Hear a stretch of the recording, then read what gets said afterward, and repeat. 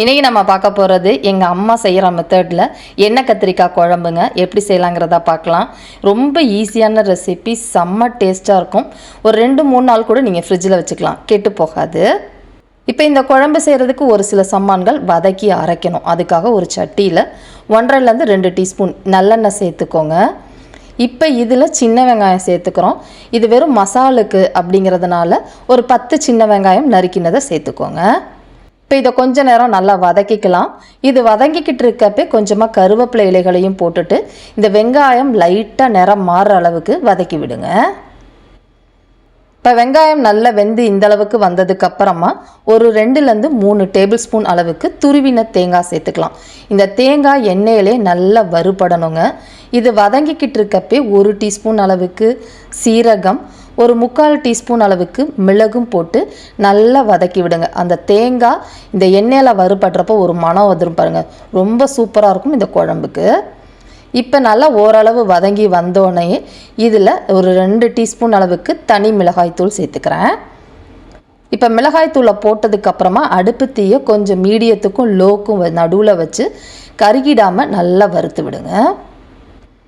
இப்போ உங்களுக்கு பார்க்குறப்பே தெரியும்னு நினைக்கிறேன், மசாலாவோடு சேர்ந்து வெங்காயம் தேங்காய் நல்லா வறுபட்டு வந்திருக்குங்க பாருங்கள். இதை எடுத்து நல்லா ஆற வச்சுடுங்க. ஆறுனதுக்கப்புறமா இதை அரைச்சிக்கலாம். Hello friends, welcome to Gomathi's kitchen. Gomathi's கிச்சனை சப்ஸ்கிரைப் பண்ணாதவங்க சப்ஸ்கிரைப் பட்டனை ப்ரெஸ் பண்ணிக்கோங்க. உடனுக்குடனே அப்டேட் வேணும் அப்படின்னா பக்கத்தில் இருக்க பெல் பட்டனில் ஆல்ங்கிற ஆப்ஷனை மறக்காமல் ப்ரெஸ் பண்ணி வச்சுக்கோங்க. இப்போ நம்ம வதக்கின சாமான்கள் ஓரளவு வெதுன்னு இருக்கப்போ மிக்சி ஜாரில் போட்டுட்டேன்.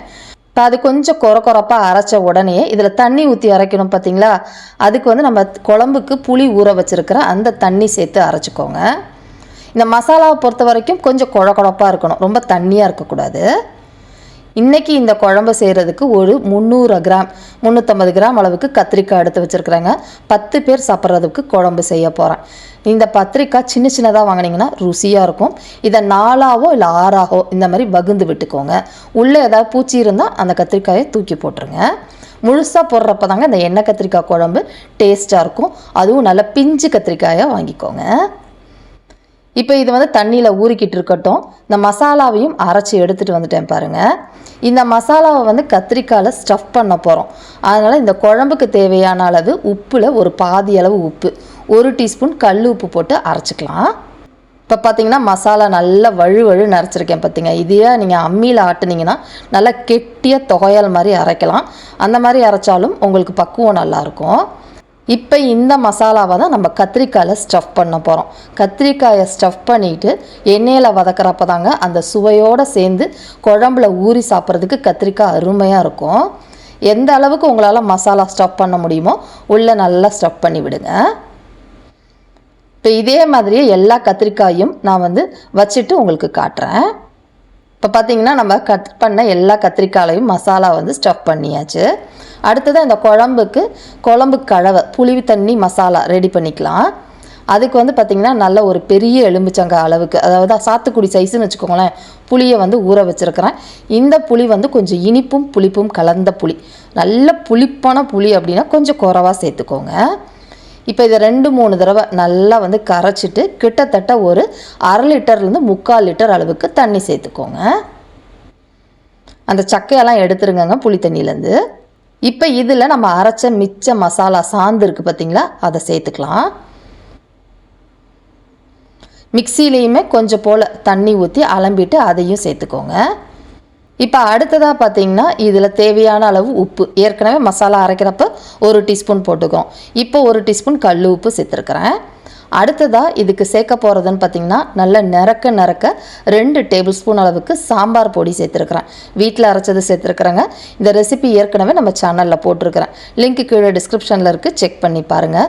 இந்த சாம்பார் பொடியில் இருக்கிற காரம் இந்த குழம்புக்கு பத்தாது, அதனால் இன்னொரு 1 டீஸ்பூன் அளவுக்கு தனி மிளகாய் தூள் சேர்த்து கலந்துக்கிறேன். உங்களுக்கு ரொம்ப காரமாக இருக்குன்னா இதை நீங்கள் ஸ்கிப் பண்ணிக்கோங்க. இப்போ அவ்வளோதாங்க, குழம்புக்கு தேவையான புளித்தண்ணி மசாலா அதையுமே ரெடி பண்ணியாச்சு. குழம்ப தாளித்து நம்ம எல்லாத்தையும் ஒன்று கூட்டி வைக்கிற வேண்டியதான். இப்போ குழம்பு செய்கிறதுக்கு முன்னாடி கத்திரிக்காயை வதக்கிக்கணும். நம்ம ஏற்கனவே மசாலாவை வதக்கி வச்சுருக்கோம் பார்த்தீங்களா, அதே சட்டியிலேயே நல்ல ஒரு 2 டேபிள் ஸ்பூன் அளவுக்கு எண்ணெய் சேர்த்துக்கிறேன். இதில் நம்ம ஸ்டஃப் பண்ணி வச்சுருக்கிற கத்திரிக்காயை சேர்த்துக்கலாங்க. கொஞ்சம் எண்ணெய் தாராளமாக விட்டு வதங்குறப்ப தான் இந்த குழம்பு ருசியும் நல்லாயிருக்கும், கத்திரிக்காயும் நமக்கு நல்லா பக்குவமாக வெந்து வரும். இப்போ அதிலே கொஞ்சமாக தண்ணி இருந்துச்சுங்க, கத்திரிக்காயிலேருந்து இருந்த தண்ணி வடிஞ்சிருந்தது, அதை மட்டும் சேர்த்துக்கிறேன். எக்ஸ்ட்ரா தண்ணி எதுவும் ஊற்றிடாதீங்க. இந்த எண்ணெயிலேயே பொறுமையாக தீயை வந்து மீடியத்துக்கும் லோக்கும் நடுவுலையே வச்சு இந்த கத்திரிக்காயை வேக விடுங்க. இப்போ பார்த்தீங்கன்னா கத்திரிக்காய் வந்து கரெக்டாக ஒரு 2-3 நிமிஷம் நல்லா வணங்கி வந்துருச்சு. இந்த மாதிரி வணங்கி வந்ததுக்கு அப்புறமா கொஞ்ச நேரம் மூடி வச்சு வேக வச்சிங்கன்னா நமக்கு சீக்கிரமாக மசாலா கருகிடாமல் வெந்துடும். நிறம் மட்டும் லைட்டாக மாறும், பரவாயில்ல உங்களுக்கு. இப்போ பார்த்தீங்கன்னா மசாலாவும் கருகலை, கத்திரிக்காயும் நமக்கு ஒரு பாதி அளவுக்கு வெந்துருச்சு. இந்த மாதிரி இடையில ஒரு தடவை திருப்பி விட்டுட்டு திரும்ப இதை மூடி வச்சு சிம்மில் வச்சு வேக வைக்கலாங்க. ஒரு சின்ன அடுப்பில் சிம்மில் வச்சு இந்த கத்திரிக்காயை மாற்றிடுங்க. இந்த பெரிய அடுப்பில் நம்ம குழம்பை தாளித்து செய்ய ஆரம்பிச்சிடலாம். இப்போ குழம்பு செய்கிறதுக்காக ஒரு 2 டீஸ்பூன் நல்லெண்ணெய் சேர்த்துக்கலாம். எண்ணெய் நல்லா காஞ்சதுக்கப்புறமா இந்த மாதிரி காரக்குழம்புக்கு தாளிப்பு வடகம், வெங்காய வடகம்னு சொல்லுவாங்க இல்லையா, அது சேர்க்குறப்ப ரொம்பவே நல்லாயிருக்கும். என்கிட்ட கொஞ்சம் குறவாக தாங்க இருக்குது, அதனால் 1 டீஸ்பூன் மட்டும் சேர்த்துக்கிறேன். உங்கள்கிட்ட நிறையா இருந்துச்சுன்னா கொஞ்சம் ஜாஸ்தியாக போட்டு அது மட்டும் பொரிச்சுக்கோங்க. சப்போஸ் உங்கள்கிட்ட இல்லை அப்படின்னா 1 டீஸ்பூன் அளவுக்கு கடுகு, 1/2 டீஸ்பூன் அளவுக்கு வெந்தயமும் சேர்த்துக்கோங்க. இப்போ எல்லா சாமான்களும் நல்லா பொரிஞ்சு வரட்டும். இப்போ பார்த்தீங்கன்னா வெங்காய வடகம் லைட்டாக கருகின மாதிரி இருக்கணும், தாளிப்பு நல்லா வறுபட்டுருக்கணும். இப்போ மிச்சம் இருக்கிற சின்ன வெங்காயம் ஒரு 20லேருந்து 25 பொடுசாக இருக்கிற சின்ன வெங்காயம் நறுக்கி சேர்த்துருக்கிறேன். கூடவே நல்லா பெரிய பல்லாக 10 பல்லு பூண்டை நறுக்கி சேர்த்துக்கோங்க. கூடவே கொஞ்சமாக கருவேப்பிலை இலைகளையும் போட்டு வெங்காயம் நல்லா வணங்கட்டும். இப்போ இந்த வெங்காயம் வதங்கிட்டு இருக்கப்போ பார்த்திங்கன்னா கொஞ்சம் போல் உப்பு, அந்த தக்காளியும் வெங்காயம் வேகணும், அதுக்காக மட்டும் சேர்த்துருக்குறேன், அதிகமாக சேர்க்காதீங்க. இப்போ போட்டிருக்க வெங்காயம் லைட்டாக செவந்து வறுபட்டுருக்கு பாருங்களா, இந்த அளவுக்கு வறுபட்டு வந்திருக்கணும், அப்போ தான் குழம்பு ருசியாக இருக்கும். இதில் தக்காளி பழங்க, ஏற்கனவே புளி நிறைய ஊற்றிருக்கிறோம், அதனால் ஒரு தக்காளி பழம் மட்டும் போட்டு வதக்கிக்கலாம். இப்போ தக்காளி ஓரளவு வெந்ததுக்கு அப்புறமா நம்ம வணக்கி எடுத்து வச்சுருக்கிற கத்திரிக்காயை அந்த எண்ணெயோடையே சேர்த்துக்கோங்க. எண்ணெய் கத்திரிக்காய் அப்படின்னாலே கொஞ்சம் எண்ணெய் தூக்கலாக தான் இருக்கும், அப்போ தான் சுவையும் நல்லாயிருக்கும். உங்களுக்கு குறைவாக வேணும்னா நீங்கள் குறைச்சி கூட சேர்த்துக்கலாம், உங்கள் விருப்பம்தான். இப்போ இந்த தக்காளியில் இருக்கிற ஈரப்பதத்துக்கே கொஞ்ச நேரம் இந்த கத்திரிக்காய் வேகட்டும். இப்போ பாருங்களேன், நல்லா கத்திரிக்காயும் முக்கால்வாசி வெந்துருச்சு, போட்டிருக்கிற தக்காளியும் குழஞ்சி வந்துருச்சு. இந்த அளவுக்கு வெந்ததுக்கு அப்புறமா நம்ம கரைச்சி எடுத்து வச்சுருக்கிறோம் பார்த்தீங்களா புளித்தண்ணி, மசாலா கலவை, அது எல்லாத்தையுமே சேர்த்துக்கலாம்.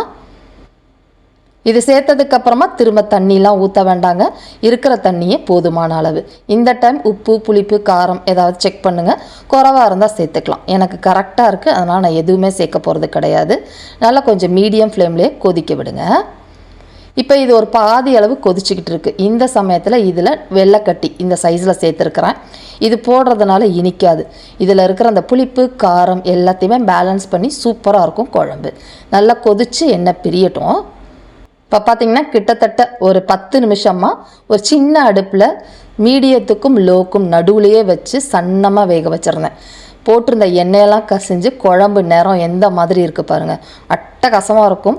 பொறுமையாக வேக வச்சிங்கன்னா தாங்க இந்த கத்திரிக்காயும் கரையாது, நல்ல குழம்பும் கெட்டிப்பட்டு சூப்பராக வரும். இப்போ கடைசியாக கொஞ்சமாக கருவேப்பிலை இலைகள் மட்டும் போட்டு கலந்து விட்டுட்டு அடுப்பு ஆஃப் பண்ணிவிடுங்க. கொத்தமல்லி தழை இந்த குழம்புக்கு பொதுவாக சேர்க்க மாட்டோம். நல்ல ஒரு சூப்பரான எண்ணெய் கத்திரிக்காய் குழம்பு ரெடி ஆகிடுச்சு. கத்திரிக்காய் கொஞ்சம் கூட கரையில் பாருங்கள், ஆனால் நல்ல பக்குவமாக வெந்திருக்குது.